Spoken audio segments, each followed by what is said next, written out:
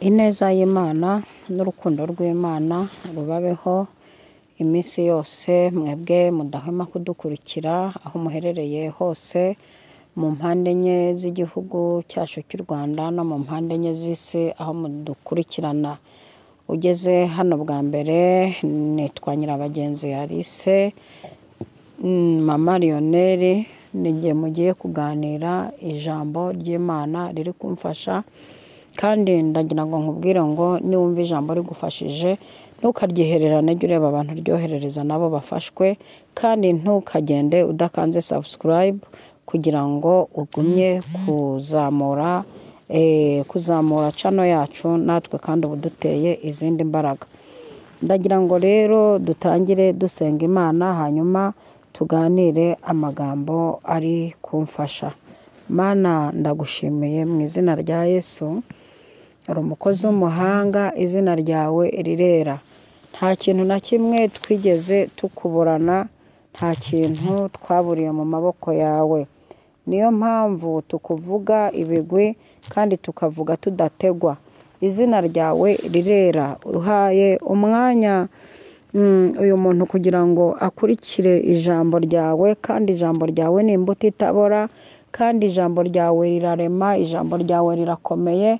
Ndagira ngo ninginga umuntu wese ugiye gukurikira iri jambo ngo ukuboko kwawe kwiza kumubeho, ndamwingingira kugira ngo ribe umuti uvura, ndinginga kugira ngo rimuhembure, kandi nanjye umfashe nk'umuyoboro ugiye kunyuzamo ibyawe, wiheshereza icyubahiro kuri jyewe no ku bagiye kurikurikirana, mu izina rya Data wa twese, Umwana n'Umwuka wera. Amena, amena. Ndagira ngo tuganire amagambo y'Imana dusanga mu gitabo cya mbere cy'Abami, igice cya 19. Turasoma duhereye ku murongo wa 11. Haravuga ngo, iramubwira iti, sohoka uhagarare ku musozi imbere y'Uwiteka. Uwo mwanya Uwiteka amucaho, maze umuyaga mwinshi wa serwakira uraza usatura imisozi, umenagura ibitare imbere y'Uwiteka. Ariko Uwiteka yari atari mu muyaga. Umuyaga ushize habaho igishyitsi cyinshi, ariko Uwiteka yari atari muri icyo gishyitsi. Hanyuma y'igishyitsi hakurikiraho umuriro, ariko Uwiteka yari atari muri uwo muriro. Hanyuma y'umuriro sasa haza ijwi ryoroheje ryituza.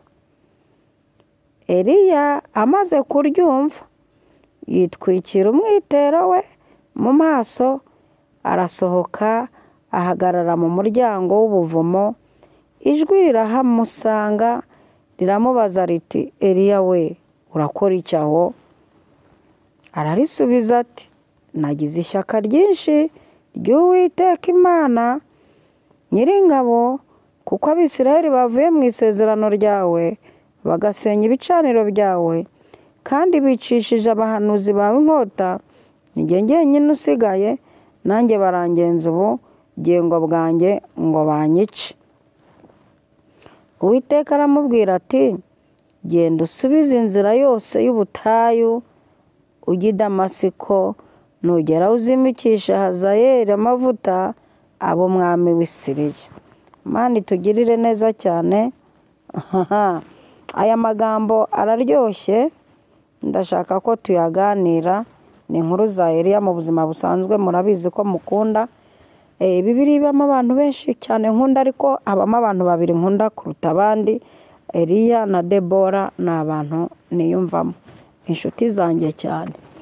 Hanyuma ahangaha ni igihe Eliya yaramaze kwica abahanuzi ba Bayali, arangije ajya kwihisha munsi y'igiti cy'umurotemu, aho yagira ibihe byiza cyane byo kugaburirwa n'Uwiteka, amwokereje umutsima ku makara n'agacuma k'amazi amushyirira mu musego, amwegereza ibisubizo hafi.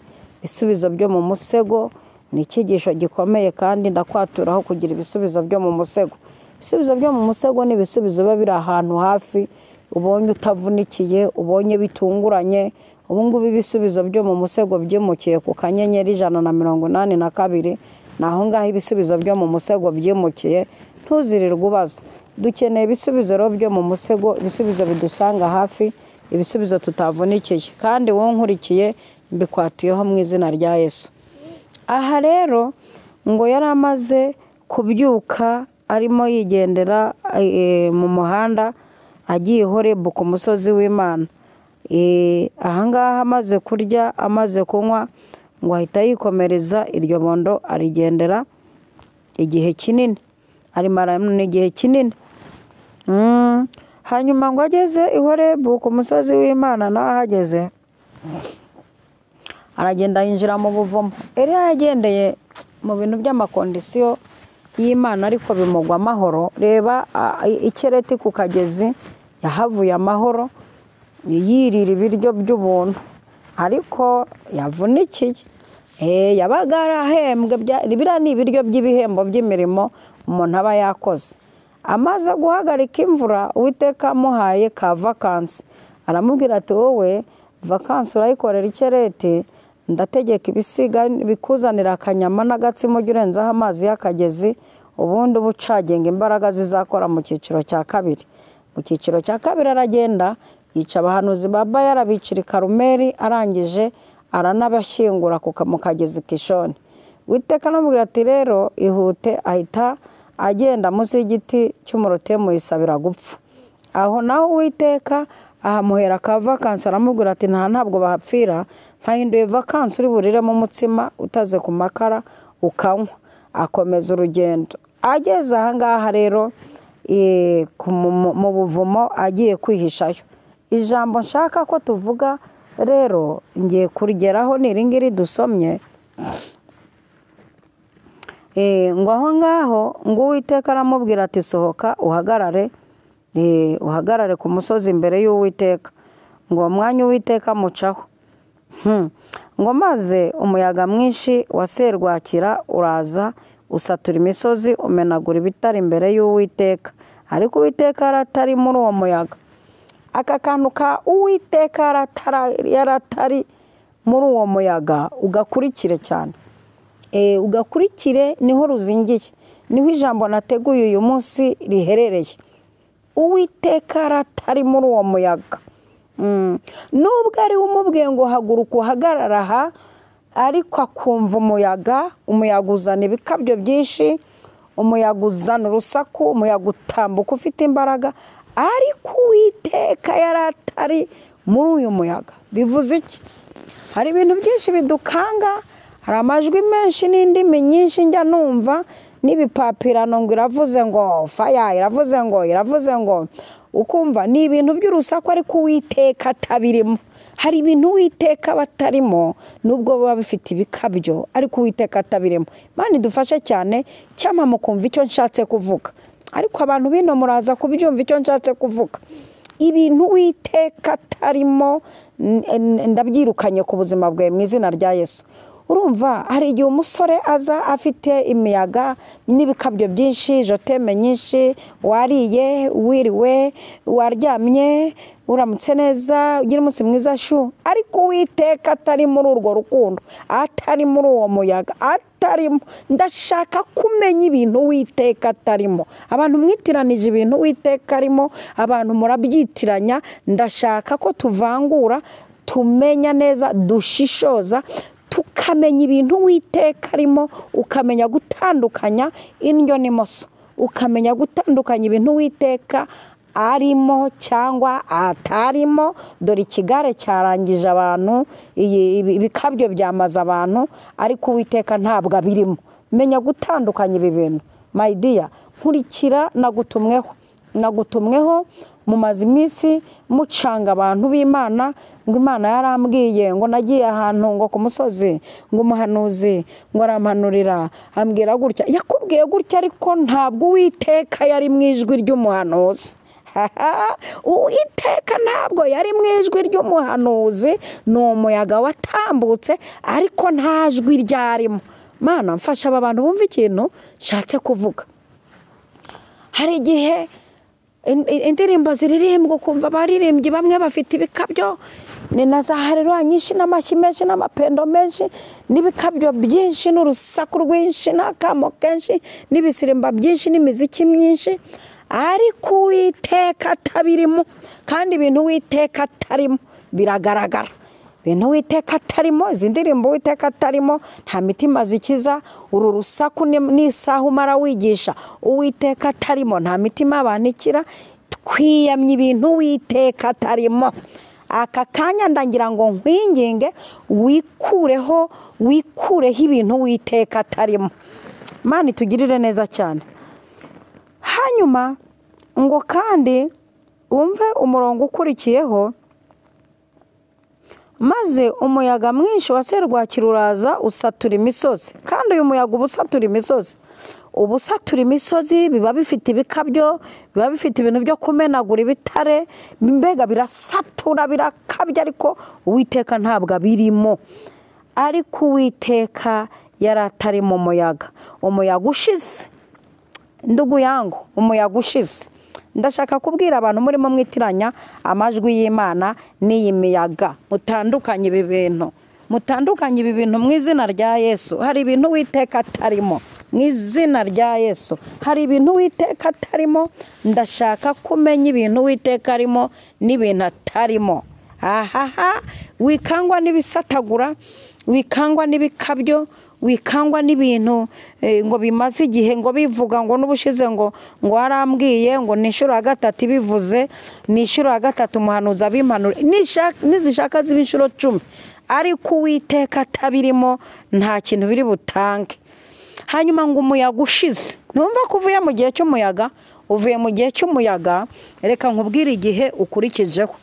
Igihe ukurikijeho nacyo nze nkikubwire kiratandukanye. Imana itugirire neza cyane. Kiratandukanye. Uvuye mu gihe cy'umuyaga, Imana igufashe ikugirire neza. Nubwo uvuye mu gihe cy'umuyaga, reka nkubwire ikindi gihe wagiyemo nacyo kiragucanga, ariko Uwiteka nacyo atakirimo. Imana itugirire neza. Ndirukana imbaraga zose zirimo zigucanga kandi zishaka kugaragaza ko Uwiteka zirimo, ariko ntabwo Uwiteka azirimo. Umva uko ijambo rivuze ngo umuyaga ushize habaho igishyitsi cyinshi. Bantu muri mu minsi y'ibishyitsi sasa. Muri mu minsi y'ibishyitsi ubona igishyitsi ngo ariko Uwiteka aratari muri icyo gishyitsi. Ibi bintu by'ibishyitsi umuntu avibura agatigita akabanza akavuga indi misaha yose urufuzi rukaza. Ibyo ni ibishyitsi. N'ibishyitsi bidukangisha ibishyitsi. Uwiteka ngo nabyo ntabwo abirimo. Ngo icyo gishyitsi nacyo cyahinze kigasara, ngo nacyo Uwiteka ntabwo yari akirimo. Ntabwo yari akirimo. Imana itugirire neza cyane. Imana idufashe. Umva umurongo ukurikiyeho. Ngo hanyuma y'igishyitsi sasa wumva ibyakurikiyeho. Ngo hanyuma y'igishyitsi hakurikiraho umuriro. Ariko Uwiteka yari atari muri uwo muriro. Hanyuma y'igishyitsi haza umuriro. Mbega imiriro bagucanyeho muri iyi minsi. Mbega imiriro baducanyeho. Ariko Uwiteka yari atarayirimo. Ntabwo yari ayirimo. Mbega imiriro ya Shiboreti na Siboreti. Mbega imiriro igaragaza muze. Uyu munsi ni iminsi 5 yo kwakira igitangaza. Ni imiriro ariko Uwiteka ntayirimo.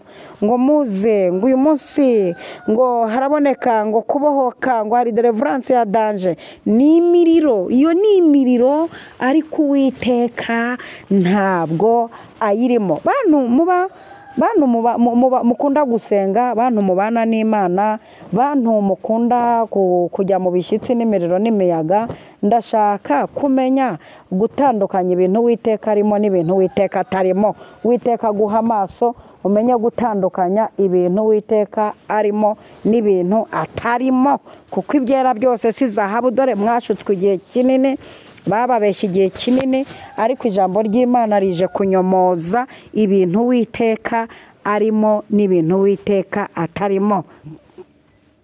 Numva ko nyuma y'igishyitsi haje umuriro, uzimiriro, ariko uzimiriro imaze iminsi gucanwaho, izi miriro y'ibikabyo. Hari abantu bagira ibikabyo ukagira ngo Uwiteka aravuze we, hari abantu bagira ibikabyo ukagira ngo ijwi ry'Imana ririmo we, hari abantu bagira ibikabyo we data we, data we, hari abantu bagira ibikabyo Mana ishobora byose, hari abantu bagira ibikabyo ukumva umuriro uramanutse neza neza, hareruya yayitera ukumva yatwitse ibintu byose yamenaguye, kumva irimo umuriro, yewe data we, yacuranga ukumva birimo umuriro, yavuga indimu ukumva zirimo umuriro, yavuga ngo nimwumve ngo uko Uwiteka avuze ukumva birimo umuriro, ariko Uwiteka atavuze. Iki kintu mucyumva, n'uyu muriro ngo Uwiteka ntiyararimo. Ariko Mana ndagushimiye ko uyu munsi tumenye ko hari igihe haza umuriro ariko utawurimo. Haza umuriro ariko utawurimo. Ngo hanyuma noneho y'umuriro haza ijwi ryoroheje ryituza. Haza ijwi ryoroheje ryituza. Mana iguha ijwi ryituza, ijwi ryoroheje ryituza. Hanyuma y'ibyo byose haza ijwi ryoroheje ryituza. Imana yacu ikorera mu gutuza.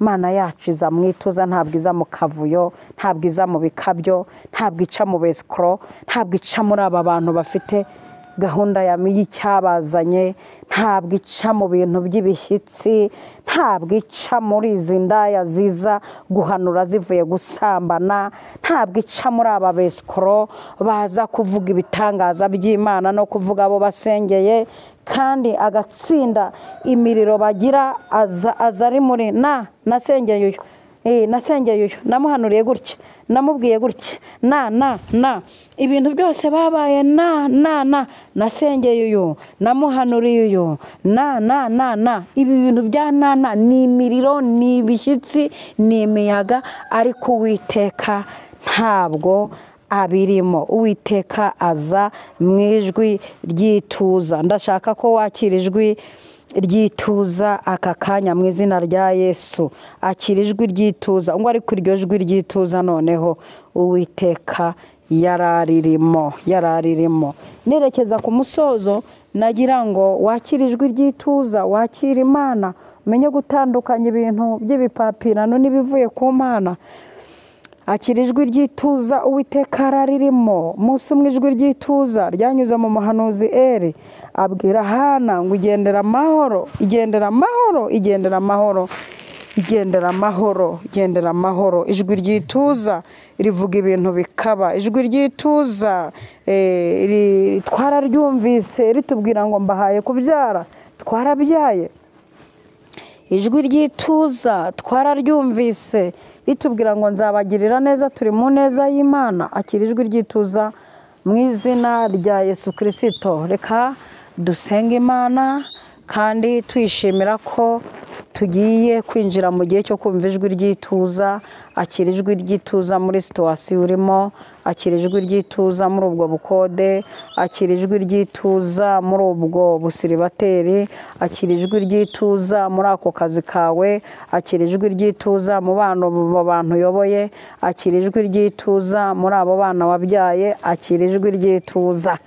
Akira ijwi ryituza. Ijwi ryituza iyo ryaje riraza rikavuga ngo nimushyire inshundura zanyu iburyo, mumaze iminsi mukorera ibumoso niyo mpamvu byanze. Ijwi ryituza ritanga icyerekezo, ijwi ryituza ritanga imiryango, ijwi ryituza ritanga famiye. Mana ndagushimiye, twakira ijwi ryituza rije kuvuga ibyo rizasohoza. Umuntu wese uri hano ugukurikiranye yakira ijwi ryituza mu izina rya Yesu. Muri situwasiyo arimo iyo ari yo yose yakira ijwi ryituza. Mana nanjye nakira ijwi ryituza mu mbaraga z'amaraso ya Yesu. Nakira ijwi ryituza ndagushimiye ko ijwi ryawe rindutira amajwi yose numva, ijwi ry'ituza rikora ibintu bikomeye ritarondoreka, ijwi ry'ituza iyo ryaje turabimenya, ijwi ry'ituza warivuzeho Yesu uravuga ngo intama zanjye iyo zivuze ndazumva, nanjye iyo mvuze ziranyumva. Ijwi ry'ituza uri Imana ivugana ituze. Ndagushimiye ko wavugiye mu Bisiraheli utuje ukavuga ko uzabavana mu maboko ya Farawo, warabikoze. Ijwi ryawe rikora ibintu bikomeye bitarondoreka. Urakoze rero kuri Imana igiye gukora ibintu bikomeye, mbisenze shima mu izina rya Yesu Kristo. Amen, amen, amen. Ubuntu bw'Umwami wacu Yesu Kristo n'urukundo rw'Imana no gufashwa n'Umwuka Wera bibane natwe twese ibihe bidashira. Amen.